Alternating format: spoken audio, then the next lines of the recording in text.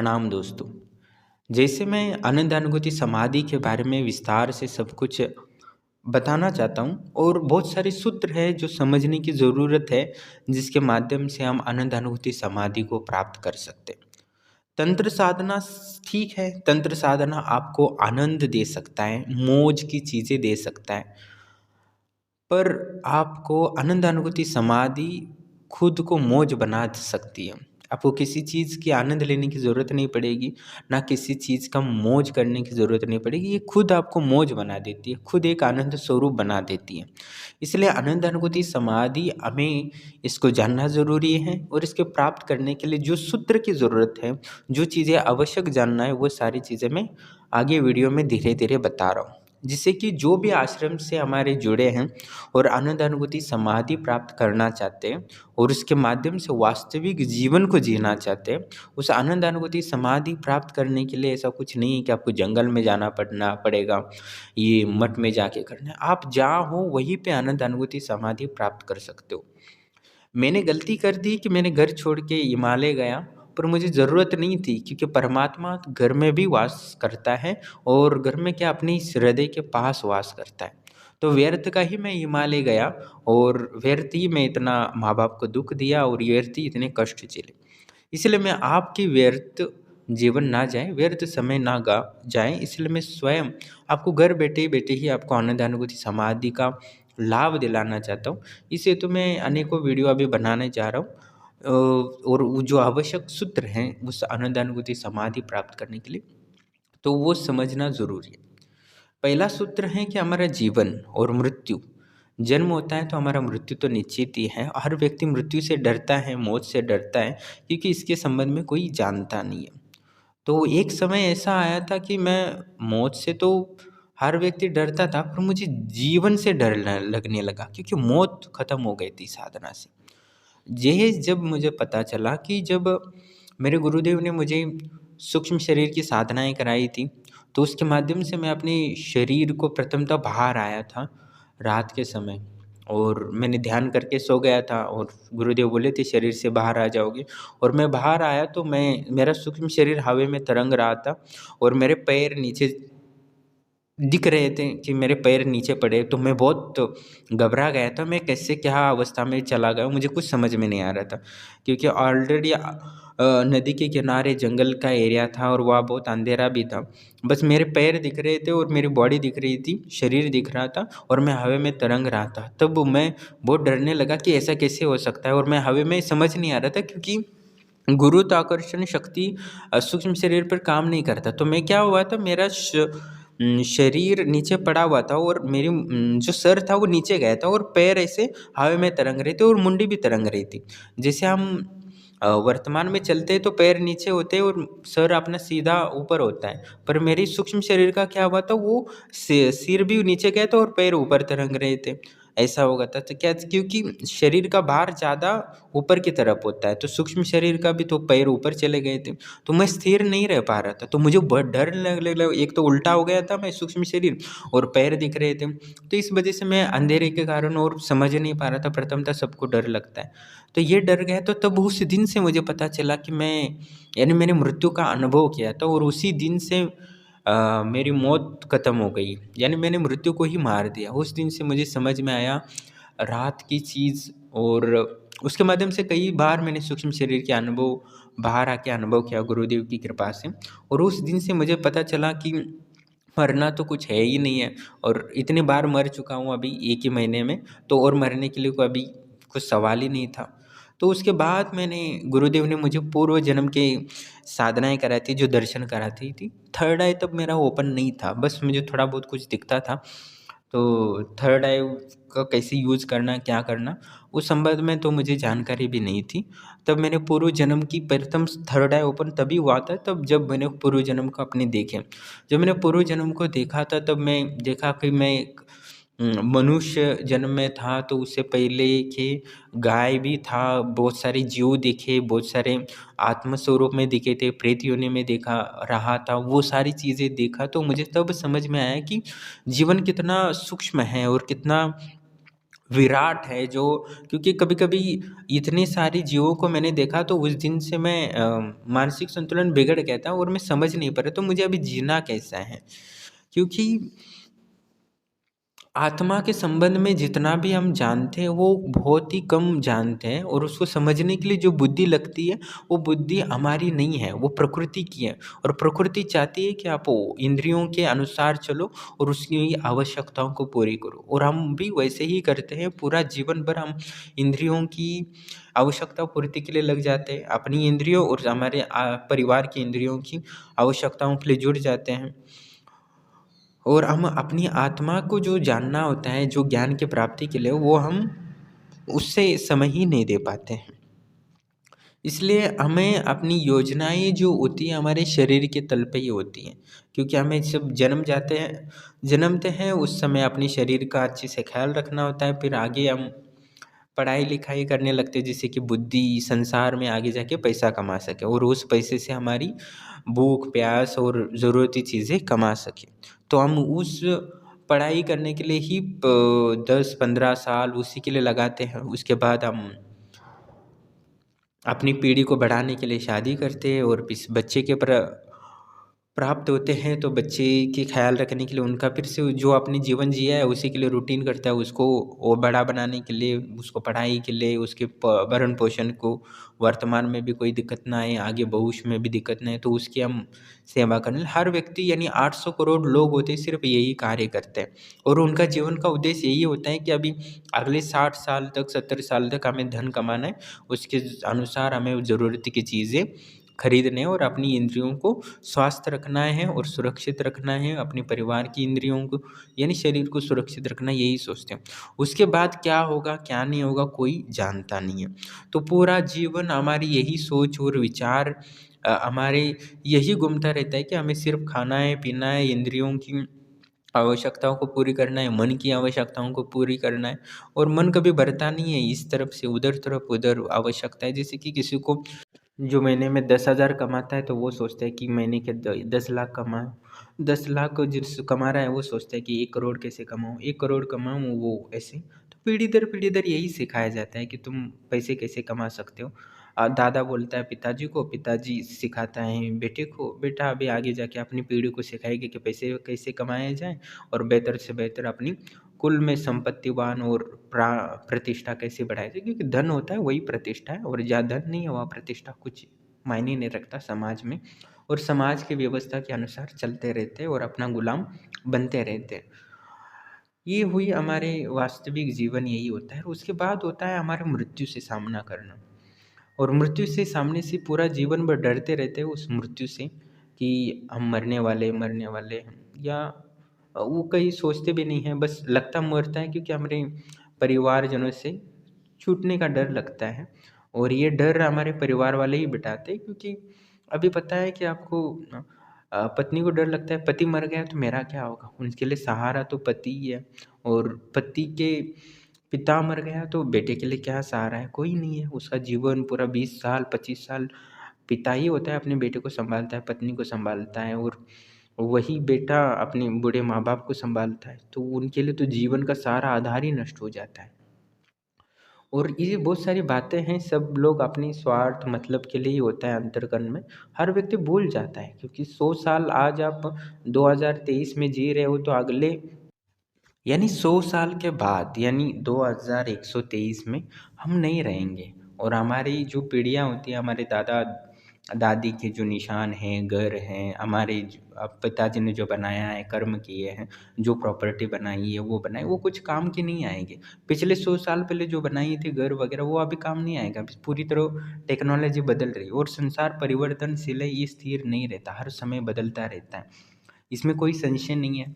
और ये बात है कि हम अपनी जीवन को यही सोचते हैं कि मृत्यु के पश्चात हम शांति से जी जाएँगे, और कुछ लोग तो इन संसार के दुखों से परेशानी के लिए, मुक्ति के लिए आत्महत्या भी करते हैं। पर उनको ये नहीं पता कि मृत्यु नाम की कोई चीज़ होती नहीं है, और ये वास्तविकता है। जब आप अपनी जाति स्मरण की सिद्धि प्राप्त करते हो यानी पूर्व जन्म के दर्शन करते हो और सूक्ष्म शरीर का दोनों अनुभव करते हो, तो आपको अपने शाश्वत जीवन को अनुभव कर सकते हो और ये अनुभव कोपनाक हो सकता है। यानी मृत्यु होती है एक जैसे कि सामान्य व्यक्ति है कि मुझे अभी बच्चों को बड़ा करना है, पढ़ाई-लिखाई करना है, उनकी शादी करना है, पोते को सँभालना है, उनके साथ खेलना है और उसके बाद मर जाना है और बस ख़त्म हो गया, बाकी जीवन में कुछ नहीं करना है।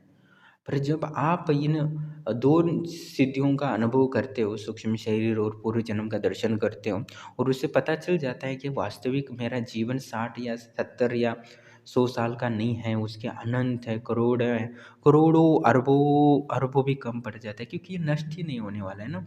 हमें जीते जाना है। एक होता है कि मृत्यु आने वाली हो तो चिंता नहीं रहती कि हमें कि हाँ, बस इतना-इतना काम करना है, बस आराम से चैन से बैठो, 24 घंटे अब समझो 12 घंटे काम करूँ तो भी इतना पैसा आ रहा है, तो 70-80 साल तक तो आराम से कट लेंगे, उसके बाद हो गया, बाकी कुछ करने की ज़रूरत नहीं। पर जब मृत्यु ही नहीं है, जीते जाना है हमेशा, तो हमारे पास बहुत बड़ी ज़िम्मेदारियाँ आ जाती हैं। क्योंकि हमें 70-80 चाल 40 साल जीना है या 10 साल, 20 साल और जीना है, तो ज़िम्मेदारियाँ कम होती हैं। पर हमें करोड़ों, अरबों साल और जीना है, तो हमारी ज़िम्मेदारियाँ बढ़ जाती हैं। क्योंकि आप जो धन इकट्ठा कर रहे हो वो माँ लक्ष्मी का स्वरूप है यानी ऊर्जा है। जो पालनकर्ता विष्णु है उनकी शक्ति है।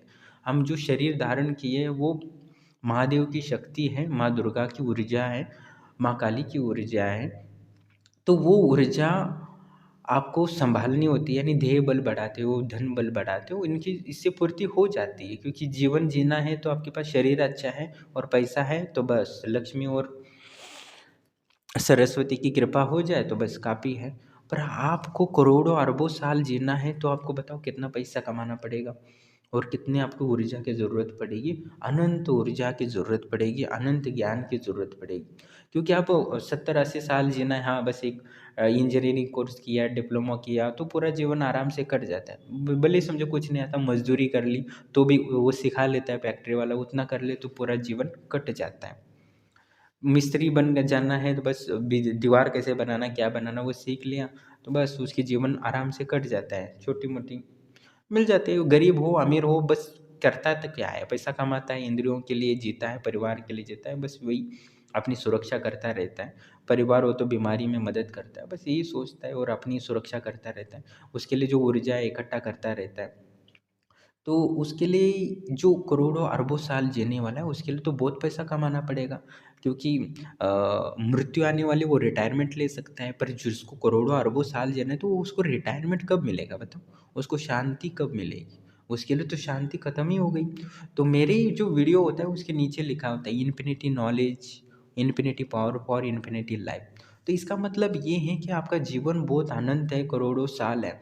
आप इसको मानते नहीं हो तो आप छोटे जीवन में मान सकते हो, उसमें आपको शांति मिलेगी। पर जब आपको ये पता चलेगा कि मुझे अरबों साल, करोड़ों साल जीना है और मुझे जीते ही जाना है, यानी मृत्यु है ही नहीं मेरे लिए, तो आपके लिए ये बहुत खतरनाक है। आपका दिमाग इसको एक्सेप्ट नहीं कर सकता और इसमें जीने के लिए आप बहुत डरावना महसूस हो सकते हो क्योंकि आज इस जन्म में भी आपको अपने परिजनों का दुःख झेलना है, उनके लिए खाने की व्यवस्था करनी है, उनके मन की तृप्ति के लिए एंटरटेनमेंट करना है, फिर अगले जन्म में भी आपको फिर से कमाना है, फिर से पढ़ाई करनी है। आज पिछले जन्म में आप वैद्य थे, तो अभी एलोपैथी आई है, तो आपको डॉक्टरेट बनना पड़ेगा। आप बीएमएस किए हो, तो अगले जन्म में एमबीबीएस करना पड़ेगा। क्योंकि टेक्नोलॉजी और बढ़ती जाएगी और ज्ञान बढ़ता जाएगा, तो आपको आराम और शांति कभी नहीं मिलने वाला। तो ऐसे शाश्वत जीवन को आपको समझना ज़रूरी है कि इस मृत्यु से भी ज़्यादा खौफनाक ये है क्योंकि आपका जीवन सिर्फ धन बल और देह बल से गुजर रहा है पर आपका वो वास्तविक जीवन जो आत्मा का जीवन उसमें उस होता है उसको उसको धन बल भी चाहिए देह बल भी चाहिए योग बल भी चाहिए प्राण बल भी चाहिए तंत्र बल भी चाहिए और तपोबल भी चाहिए, उसके लिए जीवन भर कंटिन्यू 24 घंटे मेहनत करना पड़ेगा, उसको आराम और शांति कभी नहीं मिलेगा। तो इतना सारा जीवन का करेंगे क्या? तो यही सोच के ब्रह्मा देव ने और ईश्वर ने ऐसी अ, हमारे बॉडी में यानी हमारे दिमाग में सेट किया है कि जैसे ही मृत्यु हो जाती है तो हम सारा और फिर से हमारा जन्म होता है तो हम भूल जाते हैं कि पिछला जन्म हमारा था कि नहीं था। इस वजह से हम शांति से जी रहे हैं, अपनी परिवार वाले का ही ख्याल रखें क्योंकि जब हम पिछले जन्म को भी जान पाएँगे तो पिछले जन्म में मेरे साथ ये हुआ था, मेरी पत्नी ने ये किया था, मेरे ये भाई ने ये किया था मेरे साथ, तो वो अपने सामने बनाए। और पिछले जन्म का ये जो शत्रु था मेरा अभी भाई बन गया है, जो मेरा धन खींच रहा है। बहुत बार ऐसा हो जाता है कि अपने भाई-बहनों के लिए ही हमारा पूरा जीवन खप जाता है। और हमारा पूरा जीवन एक बंधन में बन जाता है। हम कितना भी कमाते हैं तो परिवार वालों के लिए खर्च हो जाता है और कुछ के लिए कुछ बचता ही नहीं है। ऐसे बहुत सारे लोग आधे से ज़्यादा ऐसा ही हो रहा है हर जीवन के साथ। वो खुद जी ही नहीं पा रहा है। एक जीवन एक बोझ जैसा हो जाता है। तो ऐसे ही जीवन आपको अनंत काल तक जीना पड़े तो कैसे होगा? और वह वास्तवतः ऐसे ही आप अनंत काल तक जी रहे हो। क्योंकि इस जन्म में आप किसी से लूट के अपने परिवार का भरण-पोषण कर रहे हो, तो अगले जन्म में जिसको पिछले जन्म में लूटा था, वो इस जन्म में आपका बेटा बन सकता है, भाई बन सकता है और आप 25 साल उसी को आप अपना भरण-पोषण के लिए दूसरों को लूट रहे हो। तो इस जन्म में आप किसी को लूट रहे हो, तो अगले जन्म में वो तो आपका भाई, बेटा या पिता बन सकता है और पूरा जीवन भर उसकी सेवा करनी पड़ सकती है। तो ऐसे-ऐसे करके कितने करोड़ों जन्म आपके हो सकते हैं। ऐसा नहीं है कि आप मनुष्य जन्म में ही लूटा है तो ऐसा नहीं हो सकता। कभी किसी सिंह बन सकते हो, कोई जैसे एक मकड़ी होती है, वो मकड़ी क्या होता है अपने बच्चों को जन्म देती है और मकड़ी जो बच्चे होते हैं वो माँ को खाते हैं, तुरंत पैदा होते ही और उसी से उनका शरीर बनता है। तो मकड़ी उनको अपने शरीर पे सारे उसके बच्चे हैं ना मकड़ी जन्मते ही यानी बच्चों को जन्म देती है, उसके बाद सारे बच्चे उसके मकड़ी के शरीर पे आ जाते हैं और उसको खाने लगते हैं। और ऐसे खाते और जब तक वो माँ पूरी तरह मरती नहीं है और उस पूरा तरह उसकी हड्डियाँ नहीं बचती तब तक बच्चे उसको खाते हैं। तो ये ऐसा क्यों हुआ? क्योंकि इसका ये प्रकृति ने ऐसा नियम क्यों बनाया है? क्योंकि इस जन्म में आपने किसी को लूटा है, जिन को लूटा है स्कैम करके, वो सारे अगले जन्म में आपके मकड़ी के रूप में आप मकड़ी बन जाओगे, आपके बच्चे हो जाएँगे बहुत सारे और वही आपको खाते रहेंगे और जब तक पूरी तरह मरोगे नहीं तब तक वो खा के आपको तड़पा-तड़पा कर मार देंगे। इस स इतना खतरनाक ऐसे-ऐसे जीव बनाए हैं जो हमारे कल्पना से परे हैं। तो इस माया जाल से और इस परम दुःखमय जीवन से वास्तविक बाहर आना है तो आपको आनंद अनुभूति समाधि को प्राप्त करना है और तभी आपको समझ में आएगी कि वास्तविक शांति आपको मिलेगी। आप कभी भी ये मत सोचना कि मैंने इतना अभी सफलता प्राप्त की है, मेरा बिज़नेस है, मेरा परिवार है, मेरा ये है, वो है, तो आप सुखी रहेंगे, तो असंभव है, आप सुखी रह ही नहीं सकते क्योंकि प्रकृति ने ऐसा बनाया है कि आप सुखी रहने लायक है ही नहीं है। बहुत सारे लोग सोचते हैं कि मैं पूरा दिन सुखी हूँ, खुशियाँ हूँ, तो आप भूल जाओ, आपके जीवन में कभी खुशियाँ नहीं आने वाली क्योंकि आप आप पहले सोचते हो कि पहले जब आपके पास समय होता है, तो आपके पास धन नहीं होता है, जब धन होता है, तो आपके पास समय नहीं होता है। और जब समय और धन दोनों होते हैं तब आपके पास शरीर नहीं होता है भोगने के लिए। तो प्रकृति ने ऐसा ही बनाया है और ऐसा ही जीवन है कि कभी-कभी हम सफलता या सुख मिल ही नहीं सकता है। इसमें अनंत गुलामी ही है, दूसरों की सेवा करते रहना पड़ता है। तो इस वास्तविकता को हमें समझना होगा तभी आप आनंद अनुभूति समाधि के लिए जो एकाग्रता की आवश्यकता है तभी आ सकती है। नहीं तो हम उस स्त्री की गुप्त अंगों के लिए, पुरुषों के गुप्त अंगों के लिए, उनके लिए धन की प्राप्ति के लिए, उसके बाद उनके भरण-पोषण के लिए यही करते रहेंगे जिससे कि वास्तविकता से हमारा कुछ लेना-देना ही नहीं है। हम व्यर्थ का ही गुलामी कर रहे हैं, व्यर्थ का ही मेहनत कर रहे हैं, जो वास्तविक हमें जो सुख और आनंद दे सकता है, वो आपको वहाँ मिलेगा ही नहीं है। आपको सिर्फ़ आनंद मिल सकता है आपके निजानंद में, यानी आपको आनंद अनुभूति समाधि प्राप्त होने के बाद ही। तो इस वास्तविकता को समझने के बाद ऐसा नहीं है कि आपको अपने परिवार को छोड़ देना है। जैसे गौतम बुद्ध ने बोला है कि आपको जैसे भी पता चले जहाँ स्थिति में हो, जहाँ हो तो तुरंत वहाँ से निकल जाओ। अपने परिवार, अपना व्यवसाय, अपना बिज़नेस, धन, वैभव, स्त्री, पुत्र को छोड़ दो और अपने ध्यान में लीन हो जाओ। यही सुना है पर वास्तविक हिंदू धर्म में ऐसा नहीं है। आपको अपने घर में बैठ के ही अपने ईश्वरीय देवी देवताओं की पूजा करके उनसे ज्ञान और बुद्धि की प्राप्ति करना है और उस ज्ञान बुद्धि और धन के माध्यम से ही अपने आप को उस आनंद अनुभूति समाधि के लिए तैयार करना है जिससे कि आप रिटायरमेंट के बाद उस ध्यान में लीन हो सको और आनंद अनुभूति समाधि प्राप्त कर सको। वास्तविक जितना मौत खौफनाक है उससे ज़्यादा खौफनाक ये है कि हमें जीते जाना है क्योंकि हमें शांति ही नहीं मिलेगी जब इस जन्म में आपने समझो कि इस जन्म में अपने बच्चों को आपने पढ़ाई लिखाई करके अच्छी जॉब की, बिजनेस प्राप्त किया, अपनी शादी की, बच्चों को पाला, फिर अपने बच्चों के बच्चों को पाला, उनकी सुख दुख, उनकी बीमारियाँ, उनकी तकलीफ़ें सब झेला। उसके बाद फिर से मृत्यु होने के बाद फिर से जन्म लिया, फिर से आपको पढ़ाई करनी है, फिर से आपको वही भरण पोषण करना है खुद का, फिर से शादी करनी है, फिर बच्चों को सँभालना है और बच्चों के बच्चों को शादी करके उनके पोते को वो सँभालना है। ऐसे कितनी बार करते रहोगे और इस चक्कर में आप कितने को लूटोगे, कितने लोगों, क्योंकि हर जन्म में तुम्हें अच्छी नौकरी नहीं मिलेगी, ईमानदारी रह ही नहीं सकते। तुम ईमानदार बनने की कोशिश करोगे तो ईमानदार बन ही नहीं सकते। कहीं न कहीं जन्म में तुम्हें गलती करनी पड़ेगी, लूटना पड़ेगा किसी को और तुम लूटोगे किसी न किसी को और उस समय तुम्हें ऐसे मकड़ी के जन्म मिलेगा और उस समय वो जिसको लूटा है उसका फिर से ही होगा। यानी तुम आगे बढ़ ही नहीं सकते, इससे इतने बड़े मायाजाल है और इससे बाहर आने के लिए तुम्हें अनंतों प्रयास करने के बाद भी तुम्हें इसमें सफलता नहीं मिलेगी आनंद अनुभूति समाधि के लिए। और इतनी बहुत सारे कष्टों को झेलने के बाद भी तुम्हें जब बुद्धि आएगी तभी तुम्हें अनंत मोह मिलेंगे, जिससे कि तुम्हें वो अंतिमतः वो आनंद जैसे प्रीति कर लेंगे, स्त्री, धन, सफलता, अपनी ज्ञान, अहंकार, ये सारी चीज़ें आएंगी, मान प्रतिष्ठा, रिश्तेदार वगैरह, उनके मान सम्मान के लिए उनके सामने अपनी प्रतिष्ठा जमाने के लिए उसके लिए व्यर्थ का ही प्रयास करते रहोगे और इसमें हमेशा दुख ही पाओगे। चलो मनुष्य जीवन का छोड़ो, तुम कभी हिरन बन गए या कोई वाघ बन गए तो भी तुम्हें किसी अपनी जीवन साथी के लिए प्राप्त करना हो या वागिन को प्राप्त करना चाहता है तो भी तुम्हें अनंतों दूसरे वाघ से लड़ना पड़ता है और जो जीता है तभी उसको वो वागिन अपना जीवन साथी चुनती है, पार्टनर चुनती है। तो जीवन हमेशा कठिनाई है और हमेशा यही करते रहते हो, ये वास्तविक एक आत्मा की सच्चाई है जो कोई समझ नहीं सकता। मैं कितना भी इतिहास बड़बड़ाऊँ तो भी आपको ये समझ नहीं वाला जब तक आप उस अपनी आत्मा में आनंद को प्राप्त नहीं करोगे, उस परमानंद में लीन नहीं करोगे, तब तक ये सारी चीज़ें आपको व्यर्थ ही लगेंगी। इसलिए हमें वास्तविक आनंद अनुभूति समाधि प्राप्त करना है और वास्तविक जीवन को जीना है तो हमें सूक्ष्म शरीर और पूर्व जन्म के जो ध्यान के माध्यम से दर्शन होते हैं उसकी साधना हमें करना ज़रूरी है, क्योंकि मृत्यु से ज़्यादा खौफनाक जीना है। जैसे मेरी मृत्यु क्या ख़त्म हो गया है, मैं अभी मुझे मृत्यु का डर नहीं लगता क्योंकि मुझे पता है, क्योंकि मैं कई बार तो मर के आ चुका हूँ, शरीर से बाहर आ चुका हूँ। पर मुझे अभी डर क्यों लगता है, क्योंकि मुझे अनंत काल तक जीना है, पर मुझे कहाँ जाना है, क्या करना है, ये अभी तक पता नहीं है।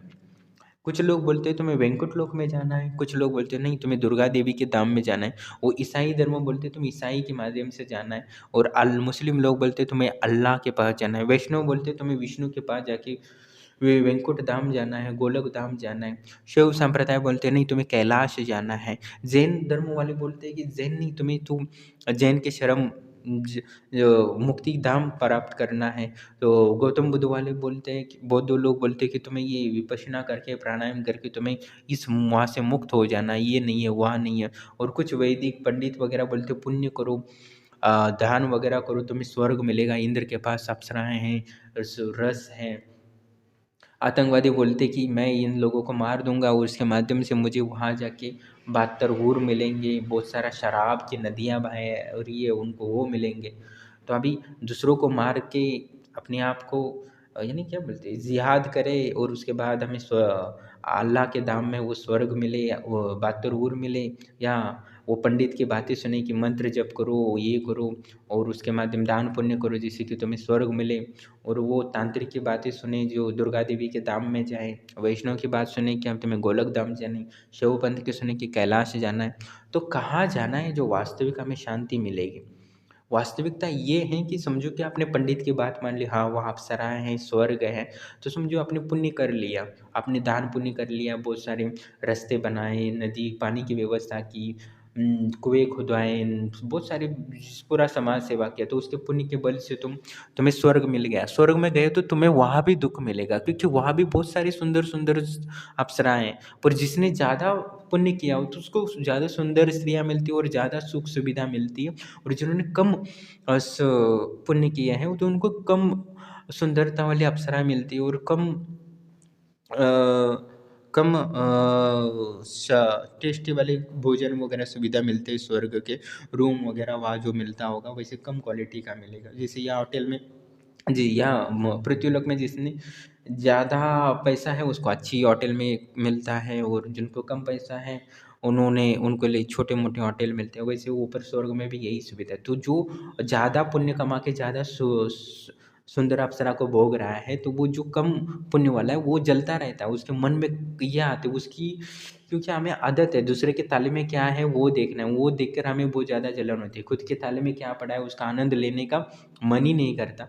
जैसे आजकल का आपको अनुभव होता है कि हमारी पत्नी से अलावा दूसरों की पत्नियाँ ज़्यादा सुंदर लगती है, वो ज़्यादा शांत और स्वभाव की अच्छी लगती है, हमारी पत्नियाँ एकदम चुड़ैल जैसी लगती है हमें। तो ऐसे ही वहाँ स्वर्ग में जाने में तो भी यही अनुभव होता है, वहाँ भी हमें रस नहीं आता, जो मिलता है उसमें रस आने नहीं लगता। तो कहने का तात्पर्य ये है कि वहाँ भी दुःख ही मिलेगा, उसको जलन जो अनुभव होगा दूसरों को ज़्यादा मिल रहा है और मुझे कम मिल रहा है, तो इस वजह से वहाँ दुःख होगा।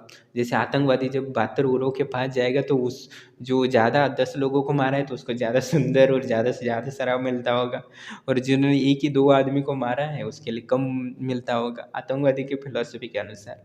वैसे ही तो पंडित की बात सुनोगे तो भी वो दुःख ही मिलेगा, यानी वहाँ भी जाओगे तो तुम्हें दुःख ही मिलेगा।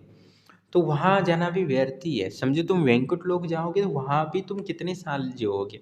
समझो विष्णु देव का ओम वासुदेवाय नमः मंत्र जप करते रहो, ओम विष्णुवाय नमः मंत्र जप करते हो, वैकुंठ धाम में जा लोगे। पर जब आपके मंत्र खत्म हो जाएगा तब वहाँ से फिर तुम्हें निकाल के फिर से पृथ्वी तल पे फेंक दिया जाएगा। जैसे होटल वाले, समझो होटल में तुम्हारे पास पैसा है तब तक तुम रह सकते हो। जब होटल वाले को पैसा दे नहीं पाओगे तो होटल वाले भी तुम्हें धक्का निकाल के बाहर फेंकेगा ना, वैसे वैकुंठ लोक के लोग भी तुम्हें निकल जाओगे, बोलेगा अभी तुम्हारा खत्म हो गया मंत्र बल।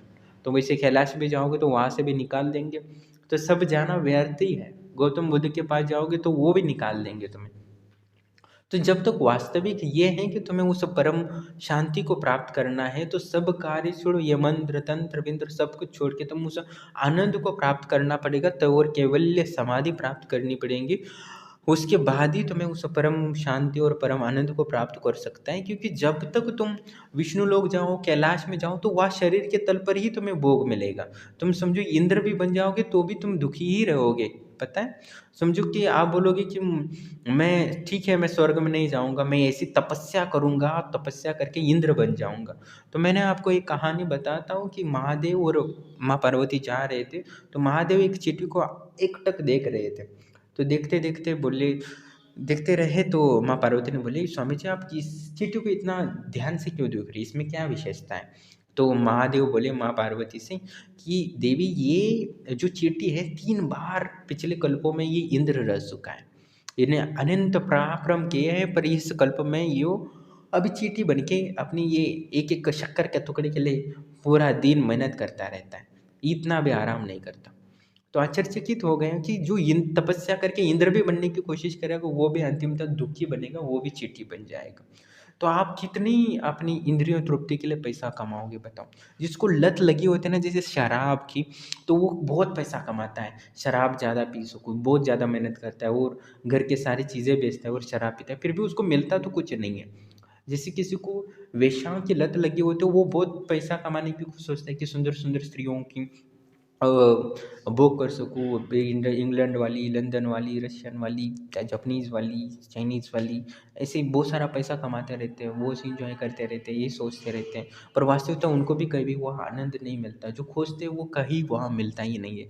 जैसे हिरन होता है, वो कस्तूरी उसकी नाभि में होता है, उसको बहुत सुगंध आती है, तो वो सुगंध को ढूंढने के लिए दूर दूर दूर भटकती रहती है, पूरा जंगल में दौड़ती रहती है, पर उसको वो सुगंध कहाँ से आ रही है, क्या आ रही है, कहीं पता नहीं चलेगा। जहाँ जाती है वो विपरीत दिशा से सुगंध आ रहा है उसको महसूस होता है, यहाँ जाती तो पश्चिम से पूर्व जाती, पूर्व से पश्चिम, दक्षिण ऐसे जाती, पर उसको ये पता नहीं चलता कि जो कस्तूरी है उसके नाभि में ही है और उसमें ही आनंद है, वो सुगंध वहीं से आ रही है, उसके ही शरीर से आ रही है। तो वैसे ही हम भी अपने भूल जाते हैं कि जो हमारा वास्तविक आनंद है वो हमारे सूक्ष्म शरीर में स्थित आत्मा में है, और हम वो भूल जाते हैं और उस आनंद अनुभूति समाधि की लिए प्रयास न करते हो। हम इतना प्रयास करते हैं, इतना प्रयास करते हैं। एक सन्यासी जो योगी होता है, मेहनत करके जितना आनंद अनुभूति समाधि प्राप्त करके जो आनंदमय हो गया हमेशा के लिए, चलते फिरते दिव्य आनंद करता है, जितना उसके लिए मेहनत नहीं लगती, उससे कई ज़्यादा हम मेहनत करते हैं अपने बच्चों को पढ़ाई लिखा के लिए, उनको बड़ा करने के लिए, उनके पोतों को संभालने के लिए, उनके बच्चों को संभालने के लिए, और पूरा जीवन उनके लिए व्यर्थ का गवा देते हैं। और ऐसा कई जन्म आरारू चलते हैं और हमें दुःख मिलता ही रहता है और उसमें सुख मिलता ही नहीं है। और वास्तविक हमें उस परम शांति को प्राप्त करना है तो आनंद प्राप्त कर सकते हो। ऐसा नहीं है कि उस आनंद को प्राप्त करने के बाद आप एंजॉय नहीं कर सकते। समझो कि आपने आनंद अनुभूति समाधि प्राप्त कर ली है, चलते फिरते दिव्य आनंद की, तब आप किसी से प्रेम भी करोगे ना, वो बहुत बड़ा प्रेम करेगा, उसमें बहुत आनंद की लहरें दौड़ेंगी, जो आप उसमें उड़ते जाओगे आराम से, वो सुकून महसूस होगा। आप समझो भोजन भी करोगे ना, उसका आनंद 10 11 12 गुना नहीं, हज़ारों गुना बढ़ जाएगा। आप संभोग भी करोगे तो उसका आनंद हज़ारों गुना बढ़ जाएगा, उस आनंद अनुभूति समाधि के लिए। उसके बाद आप किसी गुरु की ज़रूरत नहीं पड़ेगी, आप सब खुद ही निर्णय ले पाओगे कि क्या सही है, क्या गलत है। और उसके बाद हम परम शांति और जो चाहिए धन वगैरह चाहिए सब प्राप्त कर सकते हैं। इसलिए आनंद अनुभूति समाधि प्राप्त करने का प्रयास करो। उसके बाद धन हो, स्त्री हो, बुद्धि हो, मान सम्मान हो, प्रतिष्ठा हो, आप अनंत ऊर्जा से बढ़ जाओगे। आप जो भी कल्पना करोगे वो सब मिल जाएगा। यानी एक कल्पवृक्ष की तरह होगा, आप जीने आनंदमय होगा, सुखमय होगा। मैं ये कोई साधना जो आनंद अनुभूति समाधि रहा हूँ, ये मोक्ष के लिए नहीं दे रहा हूँ, मैं आपको जीना के लिए दे रहा हूँ कि आप अच्छे से जी सको। इसके लिए मैं ये आनंद अनुभूति समाधि दे रहा हूँ। ये कोई बड़ी सिद्धि नहीं है, छोटी है, पर माला माल कर देने वाली चीज़ है। जैसे भोजन की ज़रूरत है, वो मिलती है 10-20 रुपए में, पर आपको कितना दुःख से भूख हो कि जो व्याकुलता है उससे मुक्त, तृष्णा से मुक्त कर देती है। छोटा-सा रोटी, छोटी-सी, वैसे ही आनंद भी वही है। ठीक है? इसकी ज़रूरत है, जैसे रोटी की ज़रूरत हर दिन पड़ती है, वैसे इस आनंद अनुभूति का अनुभव करना आपको ज़रूरी है, जिससे कि आपका जीवन सफल होगा। ये नहीं, अगला जन्म भी सफल होगा, उसके बाद भी जन्म होगा, वो भी जीवन आपका सफल होगा।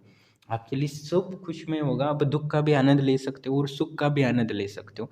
तो ये आनंद अनुभूति समाधि आपको दुःख का आनंद कैसे लेना है और सुख का कैसे आनंद लेना है, और दुःख को उससे कैसे लड़ना है और सुख से कैसे पचा लेना है, ये सारी चीज़ें आपको ये आनंद अनुभूति समाधि के माध्यम से समझ में आएगा। और जीने का नया तरीका देना, क्योंकि आप कभी मरने वाले नहीं हो, आपको अनंत काल तक जीते ही रहना है और कोई ऑप्शन है ही नहीं। आत्महत्या कर लो या किसी को बोल दो मर्डर कर लो, तो भी नहीं मरने वाले भाई, तुम नहीं मरने वाले, तुम्हें जीना ही है। तो अभी बस जीने की सीख लो, क्योंकि मरने में कोई ऑप्शन है ही नहीं है। तो कैसे जीना है, कितना जीना है, कैसे जीना है, जीना तो है ही, बस कैसे जी सकते हैं जिससे कि सुख और दुख का अनुभव कर सकते हैं, सुख और दुख को आनंद में परिवर्तन कर सकते हो वो। क्योंकि आजकल लोग सुख ही हैं, पर वो सुख उनको आनंदमय नहीं लगता।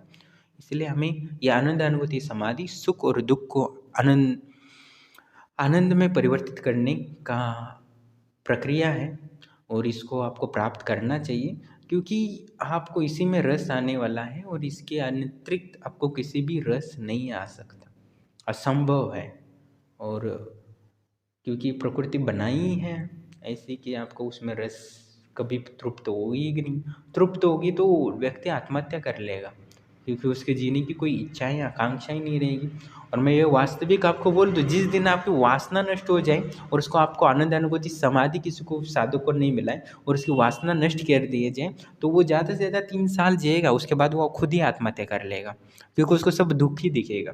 क्योंकि वासना है तो हमें लगता है कि हाँ आगे कुछ मिलेगा, अच्छा मुझे शादी होगी, शादी के बाद बहुत सारा आनंद मिलेगा, वो व्यक्ति जीता रहता है, उसके लिए जो मेहनत करता रहता है, पर वास्तविक जो मेहनत के बल पे उसको सुख मिलना चाहिए वो मिलता नहीं है। स्वर्ग के लिए भी वो प्रयास करता है, पुण्य करता है, हाँ बड़ा सुख होगा, पर वहाँ भी तुम्हें सुख नहीं मिलने वाला, सारी मेहनत व्यर्थ ही जाएगी। इसीलिए आपको आनंद अनुभूति समाधि प्राप्त कर लो, उसके बाद स्वर्ग जाने की सोचो, उसके बाद वैकुंठ या वैष्णु लोक में घूमने की सोचो, और उसके बाद कहीं और ब्रह्मलोक जाने की सोचो। आनंद अनुभूति समाधि के बिना कहीं भी जाओ, पाताल लोक में जाओगे तो भी तुम्हें सुख नहीं मिलने वाला। तो पृथ्वी लोक में रुको, आश्रम से जुड़ो और आनंद अनुभूति समाधि प्राप्त करो। उसके बाद कहाँ जाना है जाओ, स्वर्ग जाना हो तो तब जा सकते हो वो, क्योंकि स्वर्ग में जाओगे तो भी अप्सरा सामने होगी, तो भी तुम उसका आनंद नहीं ले पाओगे। तुम्हारा व्यर्थ है। वर्तमान में छोड़ो, स्वर्ग जाने के बाद जो आनंद लेना, समझो पृथ्वी तल पे ही हो तो भी उसका तुम आनंद सही से नहीं ले पाओगे। प्यार भी किसी से करोगे तो भी वो प्यार तुम्हें आनंद में परिवर्तित नहीं कर सकती है ज़्यादा समय। इसलिए तुम्हें आनंद अनुभूति समाधि प्राप्त करने की ज़रूरत है, जो मैं घर बैठे करा रहा हूँ। मैं बेवकूफ़ था जो घर छोड़ के आनंद अनुभूति समाधि के लिए जंगल में घूमता रहा, व्यर्थ ही कष्ट झेले, व्यर्थ ही पाँव तुड़वाए, व्यर्थ ही क्या क्या किया व्यर्थ। तो जो ऑलरेडी था तो व्यर्थ ही मैं घूम रहा था जो पागल हिरन की तरह। तो मैं चाहता हूँ मेरी तरह आप बेवकूफ़ ना बनो और वास्तविकता को समझो और घर बैठे आनंद अनुभूति समाधि को प्राप्त करो। अगले वीडियो में और सूत्र जो आनंद अनुभूति समाधि के लिए आवश्यक है वो मैं बता दूंगा। पर ये तो बात आपको माननी पड़ेगी, जितना मृत्यु कोपनाक नहीं है, मौत जितना आनंददायक हो सकता है उतना ही खौफनाक ये जी कि हमें हमेशा जीते रहना है, अमरता है, वो बहुत खतरनाक है, बहुत खतरनाक है।